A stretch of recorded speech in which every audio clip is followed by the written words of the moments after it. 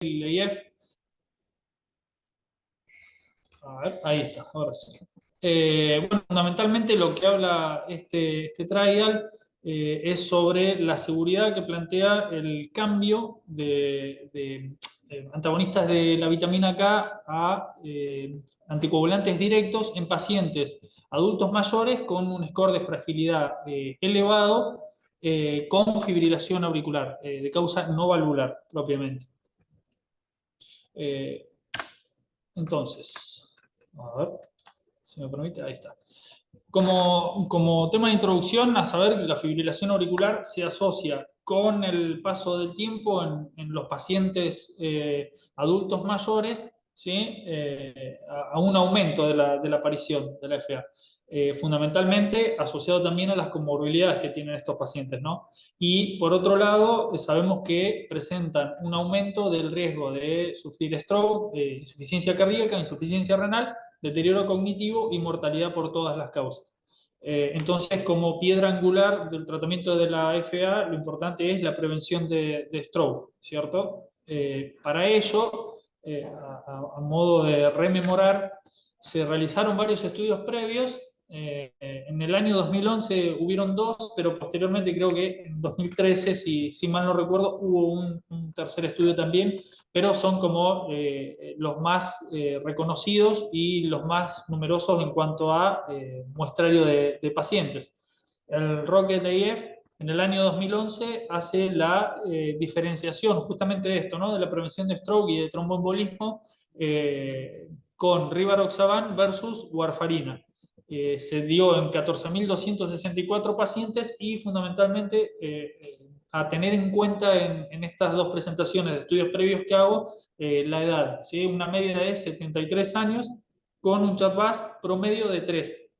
¿Sí? Lo que plantea en definitiva como conclusión es que el rivaroxaban no fue inferior a la warfarina en cuanto a la prevención de stroke y tromboembolismo, que era como el objetivo primario, ¿cierto? del estudio.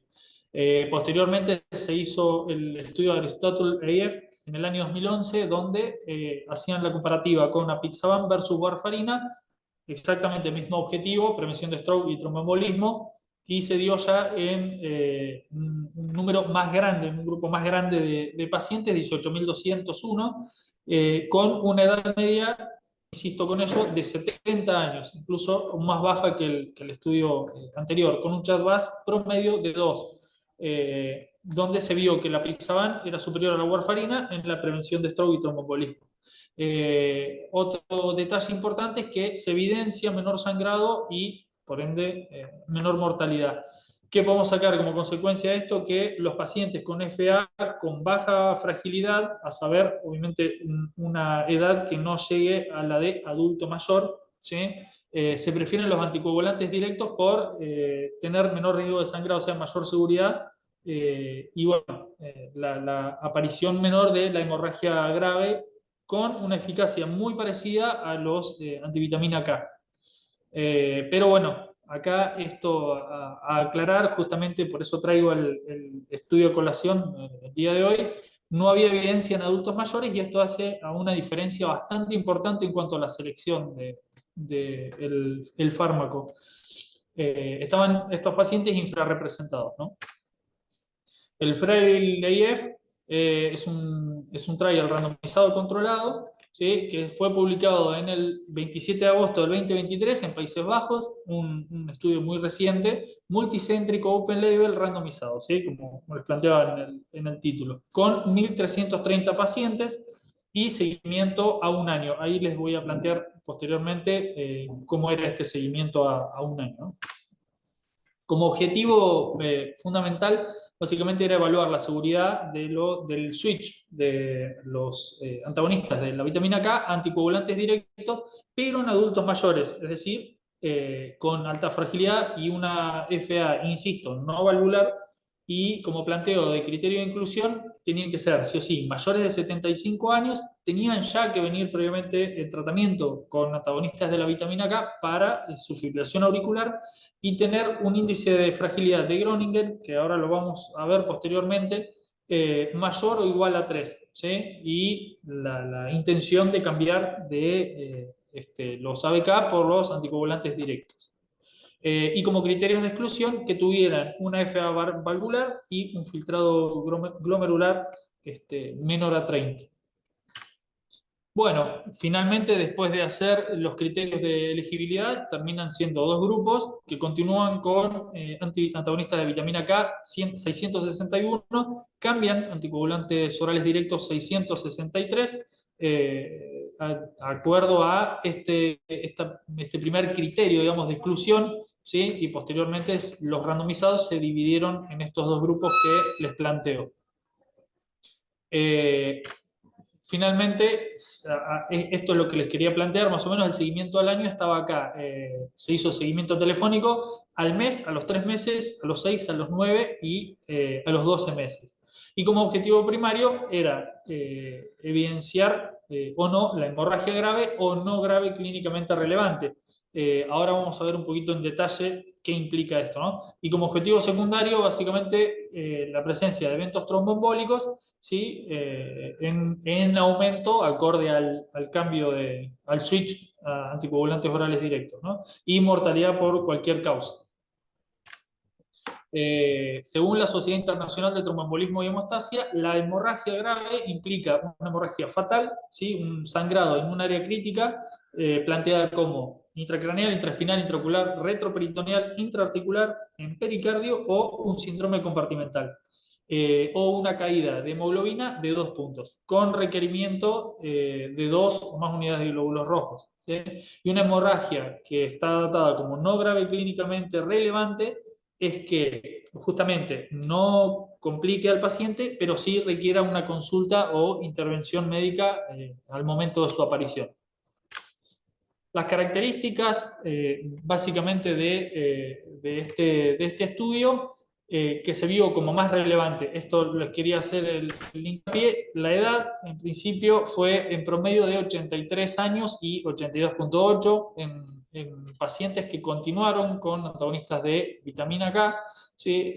Por otro lado, como detalle, se eligieron de sexo femenino en su minoría, pero eran también una gran cantidad acorde a cada grupo, de 274 y 239 respectivamente. En general, los pacientes que presentaban la FA de causa no valvular tenían en su mayoría, como podemos ver acá, no sé si se ve el mouse, 340 pacientes que deciden hacer el switch contaban con fibrilación auricular permanente y 335 aquellos que continuaban con antagonistas de vitamina K, un número no menor. Por otro lado, acá esto es más o menos lo que les quería plantear. El score de Groningen básicamente lo que mide es el uso de polifarmacia, ¿sí? Acá se planteaba el uso, que era lo buscado básicamente en el estudio, de al menos 4 o más de 4 tipos distintos de medicación, ¿sí? De los cuales los pacientes tenían este criterio, 589 en un grupo y 581 en el otro.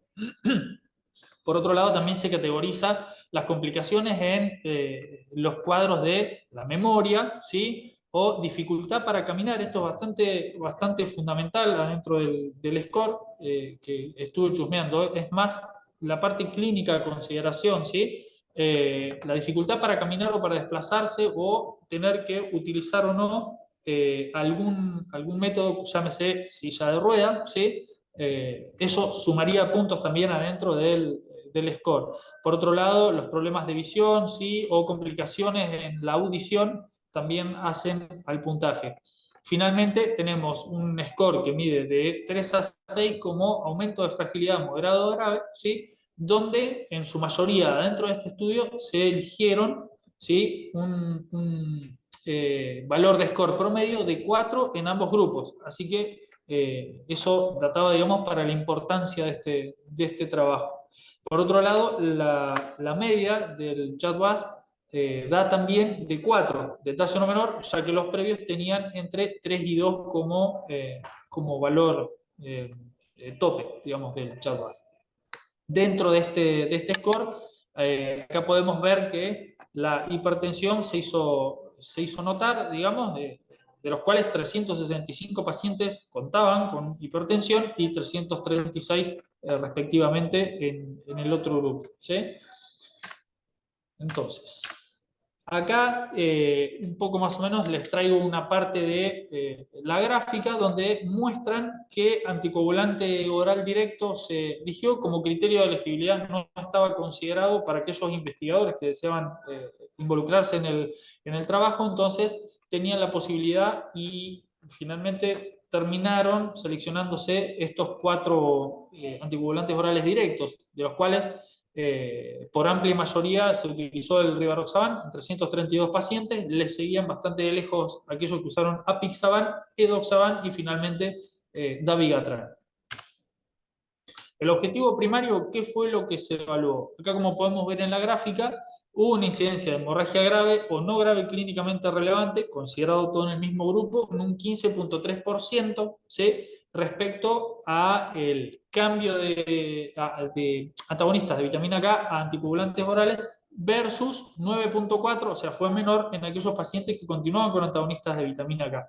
¿Sí? Entonces, el aumento de riesgo de una hemorragia grave o no grave clínicamente relevante corría a favor de los anticoagulantes orales directos. ¿Eh? Esto, a modo de colación, el lugar de sangrado más frecuente se vio a nivel gastrointestinal en aquellos que hacían el switch, ¿cierto? Por encima de los otros sitios de sangrado considerados. Como objetivo secundario, esto también es de relevancia dentro del trabajo, no redujo eventos tromboembólicos a pesar de que los eventos de tromboembolismo fueran bajos. ¿Sí? El porcentaje fue bajo, pero no hubo gran diferencia entre uno y otro como criterio, ¿no? Como conclusión, ¿qué podemos considerar de este trabajo? Es un estudio realmente único, así como la palabra lo define, randomizado de anticoagulantes orales directos en pacientes, insisto, con FA no valvular, no se había realizado antes, sobre todo en adultos mayores, que la mayoría de los estudios actuales y previos también son infravalorados, ¿no? Y con este score de fragilidad considerado en forma reciente de Groningen, que la verdad que con un poco de búsqueda clínica y tal vez semiológica se puede llegar a interpretar y a utilizar en gran medida.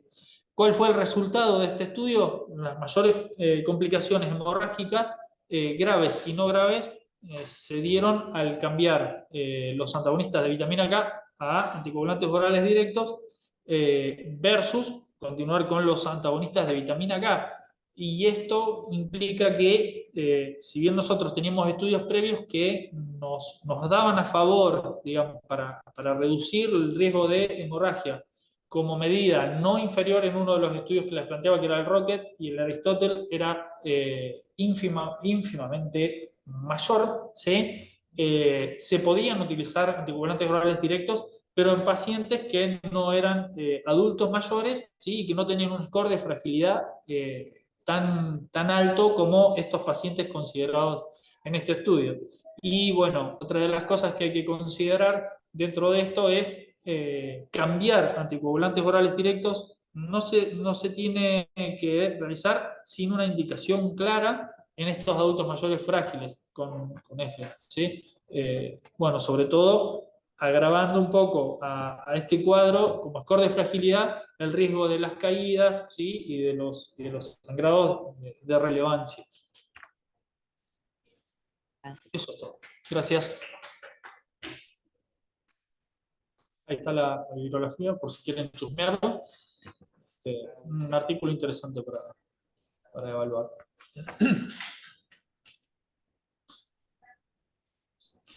Muy bueno, muy bueno.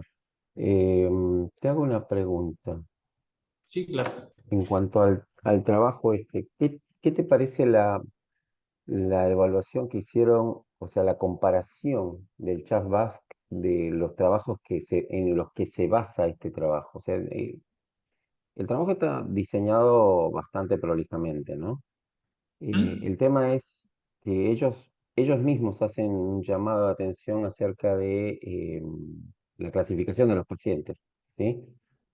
Bien. Pero lo llamativo es que se basan en dos estudios en los cuales el Chas-Basque es la mitad de, de valor, ¿no es cierto? Es Sí, llamativo. Mm, fundamentalmente, si me permite, el estudio per se, el Freileyev, no hace mm. una comparativa, o sea, no se pone en escala de realizar comparativas con estudios previos porque ya sabían de entrada que el chatbot iba a darles mayor, digamos, el valor más alto acorde a la edad que iban a randomizar estos pacientes, ¿no es cierto? De más de 75 años, eso ya da una escala importante, y sobre todo la consideración de factor de riesgo cardiovascular más predominante, digamos, y que podía llegar a generar más gravedad o mayor aparición de fibrilación auricular en estos pacientes, de causa no valvular, claramente. Está bien. Entonces, yo creo Ahora, que... Ah, bien, ¿ digo. a vos te parece que los trabajos que habilitan el uso de anticoagulantes orales son buenos? eh, Porque los usan permanentemente, pero los trabajos no son buenos. El Aristóteles y el otro no, o sea, son trabajos de no inferioridad, es decir, son trabajos que comparan, qué sé yo, banana con manzana y dicen que es igual de rico. Claro, o sea, es decir, entiendo que justamente por los resultados que plantea entre el uso de anticoagulantes orales directos versus los antagonistas de vitamina K, los niveles de resultados fueron como casi como muy lineales, digamos. O sea, no había una diferencia enorme entre el uso de uno y de otro, digamos, como tratamiento. Ya se sabe que la prevención de stroke es fundamental dentro de FA y aún así no utilizaron otro criterio como para hacer un diferencial importante dentro del resultado, ¿cierto? Eh, Bien, y en cuanto a el otro problema que hace a la dificultad de utilizar este trabajo como evidencia en nuestro medio, el antagonista es de la vitamina K que utilizan es el que se utiliza en el resto del mundo, warfarina. warfarina, Nosotros utilizamos acenocumarol, dicumarínico, eh, acenocumarol. Es exacto. diferente el manejo, ¿no? Es bastante diferente. Y por último, eso ya lo habías mencionado, el tema de la edad es muy llamativa la diferencia de edad, pero era el objetivo del trabajo era eso, ¿no? Ahora, Exacto. llama la atención también que en el trabajo hace mención de que es muy diferente o no sé si mucho mejor o muy diferente, cómo llamarlo, el seguimiento de los pacientes añosos en Holanda con respecto a los otros países. Parece que son más prolijos en el seguimiento de los pacientes Exacto. añosos, Exacto. en la gente que trabaja con ellos en Holanda, ¿no? Sí, al menos Este, ponen un tiempo más, sí, más cercano incluso insisten con esto de una reconsulta inmediata, sí, sí, sí es esto, una hemorragia no grave, pero clínicamente significativa, están de inmediato evaluando al paciente cuando presentan esto, ¿no? sí, algo que les dejo como inquietud también, hay un trabajo que se había presentado sobre la no inferioridad de la aspirina contra los anticoagulantes en pacientes añosos. Es decir, que para el porcentaje de prevención de FA en pacientes muy añosos era lo mismo utilizar aspirina que anticoagulante. Y eso es una cosa que hace rato viene dando vueltas y está bien que a los hematólogos no les gusta, pero la realidad es que son pacientes que tienen más complicaciones que beneficios. Es decir, si yo no le voy a dar más beneficio con el tratamiento, no tiene sentido encarar la complicación, a eso me refiero. Sí, de hecho, Eso les dejo como inquietud. sí, de hecho hay un estudio que utiliza la comparativa de pacientes que van a utilizar una doble antiagregación, como por ejemplo aspirina y clopidogrel versus pacientes que solo utilizan aspirina. Y bueno, el resultado, digamos, fue que conviene continuar con aspirina, más allá de que no hay mucha diferencia en cuanto a resultados con aquellos que se van con doble antiagregación. Y fue llamativo realmente lo que alcancé a chusmear ese estudio.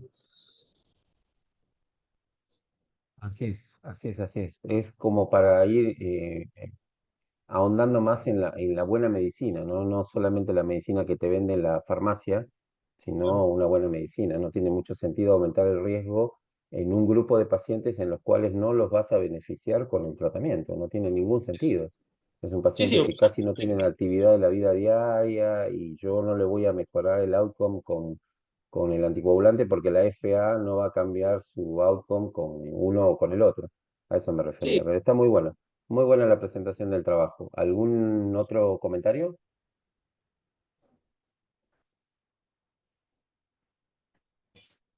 silencio radial.